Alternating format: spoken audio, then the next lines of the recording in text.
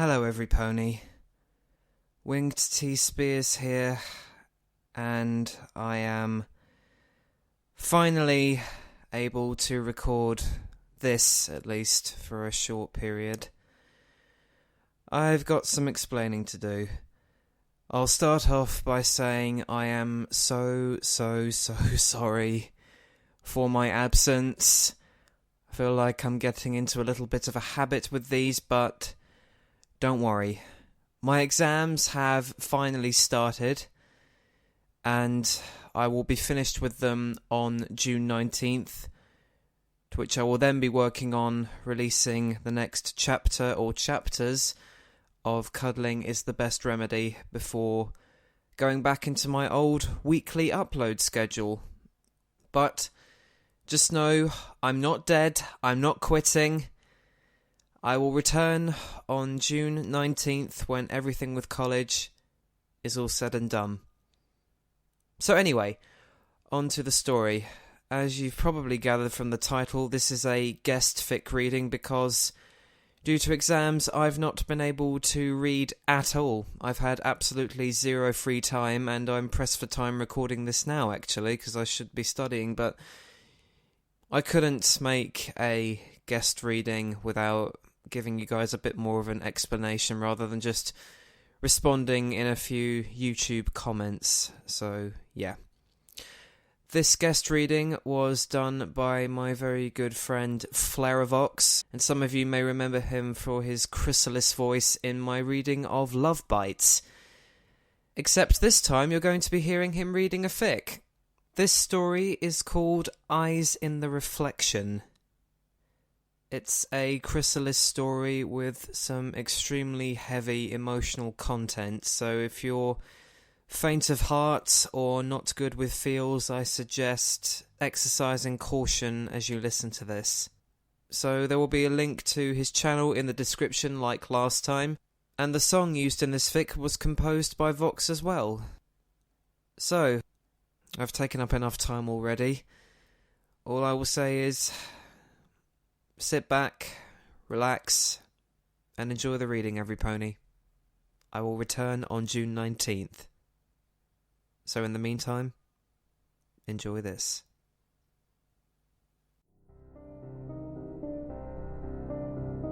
Eyes in the Reflection by DJ Neon Lights.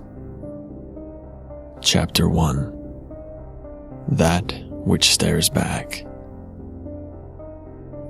Chrysalis let out a long, emotionless sigh, content on just laying in her bed forever.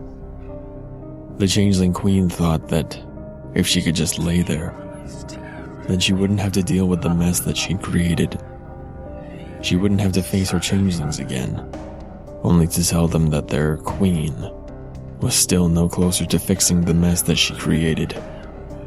She wouldn't have to deal with the rising guilt and pain that seemed to keep piling up inside of her, and she wouldn't have to deal with the growing failure that she'd become. Wouldn't it be easier if I just... No, I can't think this way. Not again. Chrysalis mentally scolded herself for even thinking about that. Not wanting to postpone the inevitable, the changeling queen buzzed her gossamer wings and gently floated herself from her bed to the stone floor of her bedchamber. She then uncomfortably stretched her back, hearing several pops as it cracked. With a loose shake of her shoulders, the changeling queen started to make her way to her chamber door. Her room wasn't that large, and hardly could be deemed fit for a queen. The walls were bare stone, strangely shaped by whatever force excavated the cavern. The room was lit by the soft glow of several ethereal flames, fueled by the hive's central power reserves, which was a large chamber that housed several large gems, enchanted to store excess magic. Though the hive had its own artisans that created all of the furniture for the swarm, Chrysalis never took advantage of them and decided to keep her room plain, containing only a few pieces of furniture: a bed, a desk, a chair, a bookshelf, and a mirror. Though it wasn't much, Chrysalis felt that it was all she needed, and didn't want to bother wasting resources on items that she didn't need. Chrysalis trotted just past the center of her room before she heard it. The word echoing as if a distant whisper. Monster! Chrysalis nearly jumped out of her skin, spinning around suddenly, trying to locate whoever had said it. To Chrysalis' surprise, she saw nothing. She shook her head, raising a hoof to her head and gently massaging her temples. Must just be my mind playing tricks on me again. Chrysalis angrily mumbled to herself. Her semi-paranoid nature made her extremely jumpy, and she never dismissed even the possibility of a threat. With a deep breath, Chrysalis began to, once again, make her way towards the door. Monster! This time, the word echoed loud throughout her skull, almost screaming into her ears. Chrysalis instantly pressed her front hooves against her ears, but it didn't muffle the scream. As soon as it stopped, Chrysalis jumped to her hooves and into a battle stance, ready to defend herself. She scanned her room, but again saw nothing. Her room was untouched, still the same way it was only seconds before. There was no signs that any pony had entered her room, and the only entrance was from the door that she was just about to exit. Though Chrysalis would never admit it, she was scared. Who's there? She called out, hoping for some sort of response. What she didn't expect was to hear her words being echoed back. Who's there? Chrysalis stood her ground, not wanting to show any form of fear. Show yourself. But I'm not hiding. The changeling queen slowly looked around the room, then stopped when she looked at her mirror. Though the mirror held an image of Chrysalis, it wasn't her reflection. Where the reflection of a confused and worried Chrysalis should be, was the image of a dirty-looking image of her. The false reflection smiled at Chrysalis, and its lips curled into an unsettling smile. I'm not hiding from you, Queen. The figure spoke. Her voice was like Chrysalis's, but seemed almost ghostly, like an echo. Chrysalis looked at the figure in the mirror, trying to make sense of the situation. Have I gone mad? She asked herself, momentarily removing her focus from the mirror. No, you have not. The figure began. To ease your confusion, I am you. Not you who stands before me, but the true you. The image behind the false Chrysalis shifted, turning to that of a blood-stained room. Corpses all around her. Chrysalis balked, taken aback by the sudden background change. The queen looked briefly behind her, making sure that the background in the mirror was only there, and not her room. You are not me. The Chrysalis in the mirror chuckled. Not a friendly one, or even a threatening one. More of an empty one. Deny all you want, but we both know that I am, in fact, you. Do you not remember what you have done? Oh, of course you don't. Because you deny yourself the truth of who you are, which is where I come from. I am all of your rage, all of your sins, all of your mistakes. Everything you hate about yourself. I am the one you blame every time you do something you regret. The Chrysalis in the mirror smiled an evil sneer, trotting around the blood-stained room in the mirror. Deny that I exist all you want, but you know the truth. And the sooner you accept that, the sooner you'll be rid of me, for I will become you. The figure in the mirror stopped trotting at the sound of a hoof being slammed against the floor. Chrysalis, the real one, glared at her false counterpart. I am not you, and I will never become you. The false queen laughed, causing Chrysalis's eyes to burn with fury. In one swift movement, the queen slammed her hoof into the mirror, causing it to erupt into a spiderweb of cracks, before shattering completely. The glass fell to the floor, and Chrysalis let out a sigh as her mind was once again silent. But this didn't last. As the false Chrysalis's laughter filled her ears, the evil cackling began quiet, but slowly grew into a deafening cry. The changeling queen stared at the ground, seeing the image of her false self laughing in every single fragment of shattered glass. The queen pressed her hooves into her ears, trying to block out the laughter. It didn't work, and soon Chrysalis began to sob, shaking with fear. You are a monster, and always will be. Images of ponies running from her in fear filled the queen's head, images that she'd rather let die. Memories of her past sins, every death she'd caused, every life she'd ruined, briefly flashed in her mind, before soon being replaced by another. The queen curled up into a ball, praying for the images to stop. Nobody will ever care for you. Remain the monster that you are. Remain me. Chrysalis whimpered, trying to force the voice to stop, but it didn't work. Her eyes closed, trying to stop the tears that continued to flow freely from her eyes. Pain, regret, sorrow, hatred, fear, all ran through Chrysalis's mind, plaguing her thoughts. I give up, thought the queen, curling up into an even tighter ball. Suddenly, Chrysalis stopped shaking, going completely still. The sound of the queen's sobs ceased, causing the room to be enveloped in an eerie silence. Then, the laughter started. It started out quiet, almost like a chuckle, then began to grow into a cackle, and finally into a dark, sinister laugh. Chrysalis's form shuddered as the laughter escaped her lips, continuing as the changeling shifted onto her hooves, her sad expression replaced with a smirk.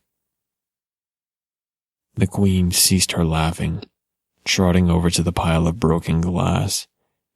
Igniting her horn, Chrysalis picked up one of the shards, staring at the image it held. She smiled as she saw a broken, whimpering form of herself inside the shard. We are a monster, and you shall never get in our way again. Chrysalis hissed at the shard, before throwing it against the wall, where it smashed into millions of tiny pieces. Chapter 2. Was it worth it? Snow-filled wind roared through the air as the seasonal snowstorm raged within the equestrian Badlands. Large banks of snow lay scattered throughout the large plain, and each one seemed to alternate between shrinking and growing. From a distance, the scene would seem calm and peaceful, but from within the storm, the scene was much different. From within the whirling winds and falling snow, a lone, pony-like creature trudged through the thick snow.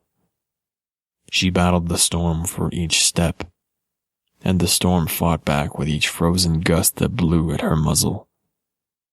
The figure wore a dark cloak that covered her body, and was the only thing providing her with any warmth or protection from the elements.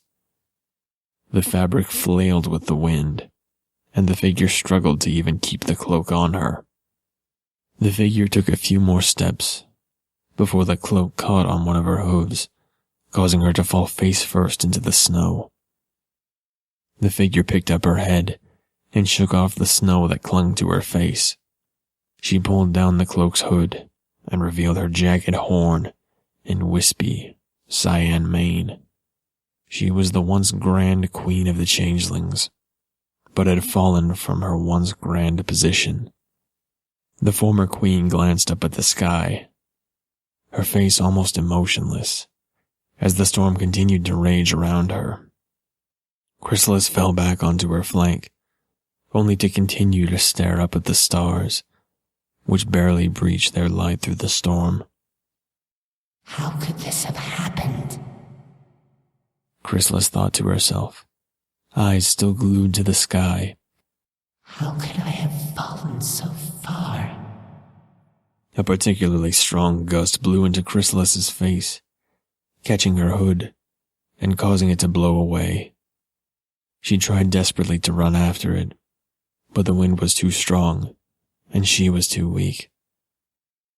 With her only form of protection gone, the former queen began to shiver. Fearing that she would perish if left in the elements, Chrysalis continued her journey forwards, her only goal to find shelter. The land in front of her was vast, and seemed to constantly shift as the storm continued to rage. Nothing lived in this part of Equestria, and there was reason for that. Finding shelter seemed impossible, but the former queen couldn't give up. She had to keep going.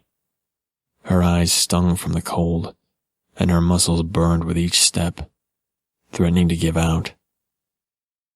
The first stages of hypothermia had begun to kick in, giving Chrysalis a jolt of false heat. She knew it was only a sign that her body couldn't endure much more, but that didn't stop her. Opening her eyes to the elements, the queen suddenly felt a burst of hope fill her core. About 100 yards or so in front of her was what seemed like the entrance to a cave. With a renewed sense of purpose, Chrysalis began her trot towards the entrance as fast as her weakened legs could take her.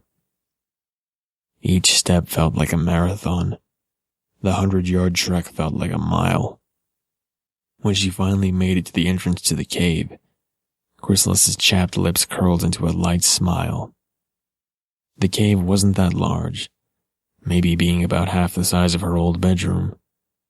But even though it was small, the inside was still shielded from the wind and snow.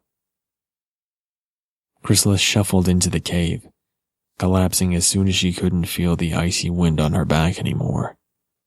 She smiled, finally being able to relax. Her body was still weak, the threat of death only being postponed for the time being.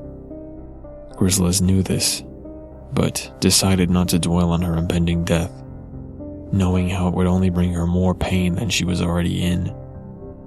She lay there in silence, the only noise coming from the storm that continued to rage outside. But the silence didn't last.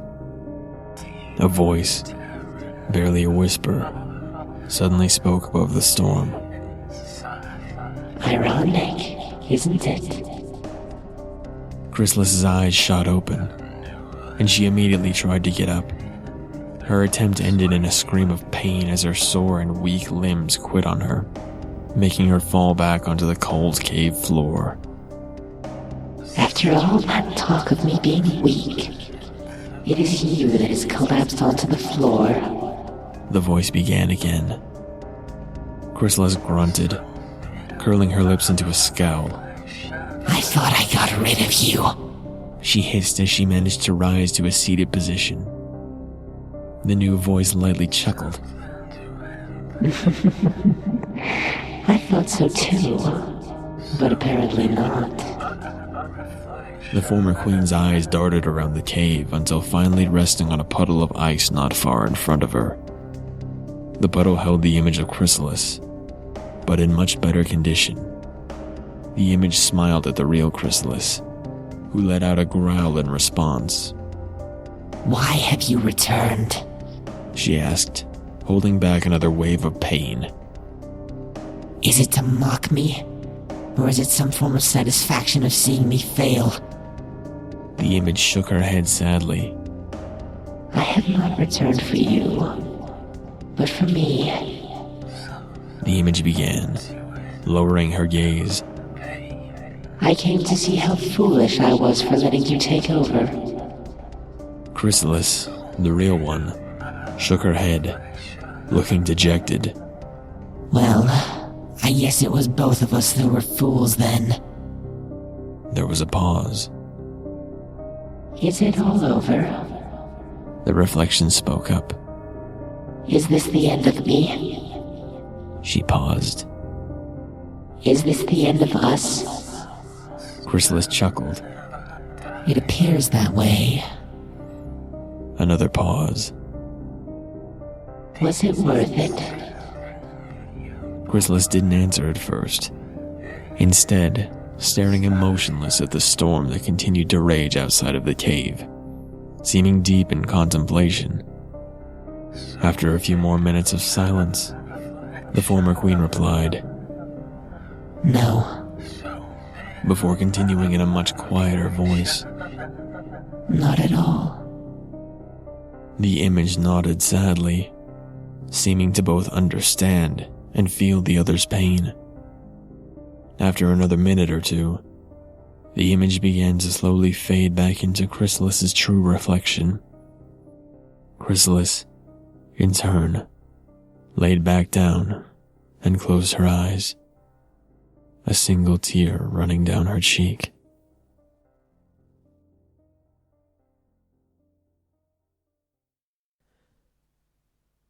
And there you have it, every pony. I hope you all enjoyed that, and not too many of you are, shall I say, overwhelmed by the impact of that story. I would like to say thank you so much to Flaravox for turning this story into a fantastic gem of a reading. There will be a link to his Bandcamp in the description if you want to download this song for yourself. And I haven't really got much else to say. So, thank you all for listening, every pony. Vox did a fantastic job, and I'm sure you all agree. Goodbye, every pony.